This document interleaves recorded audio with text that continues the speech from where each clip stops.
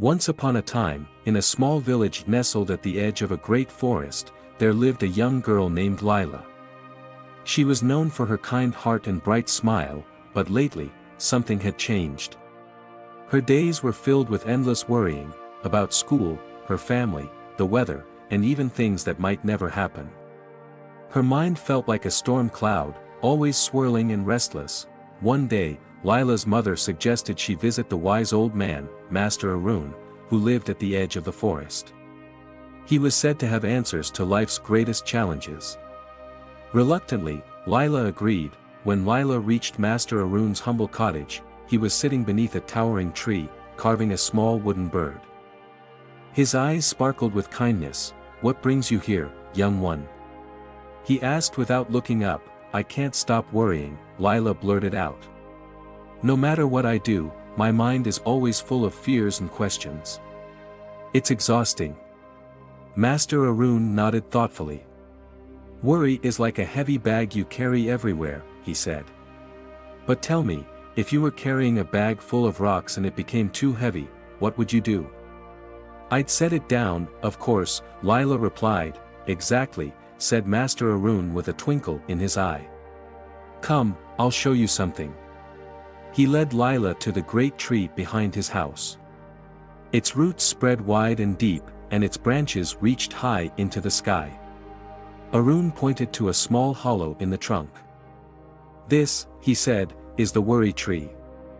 Every evening, before I enter my home, I place my worries here. I imagine hanging them on its branches like ornaments. And when I leave in the morning, if I still need them, I can pick them back up. But do you know a secret? They're almost never there when I return." Lila tilted her head. "What happens to them?" The old man smiled. "Sometimes the wind carries them away. Sometimes the tree transforms them into wisdom. And sometimes, I realize they weren't worth carrying in the first place." Lila thought for a moment. "But what if my worries are too big for the tree?" "The tree is strong," Arun assured her. "And more importantly, by placing your worries there, you give yourself permission to rest. Worries grow smaller when you stop holding them so tightly." That evening, before heading home, Lila decided to try.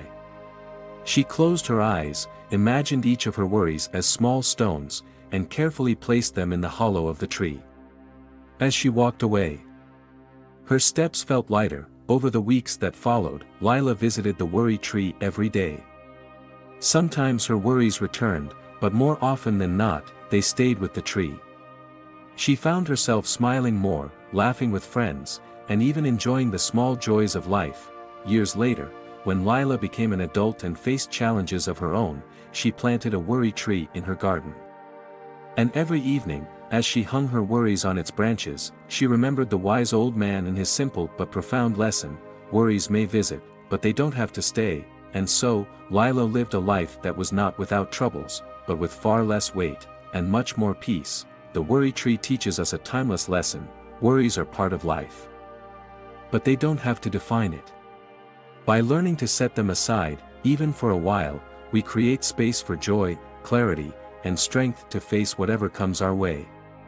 Like Lila, you too can find your own worry tree, whether it's a quiet moment, a journal, or a trusted friend to share your thoughts with. Remember, peace begins when you give yourself permission to let go. If this story inspired you, don't forget to like, comment, and subscribe to our channel for more uplifting tales and life lessons. Together, let's create a space for positivity and growth.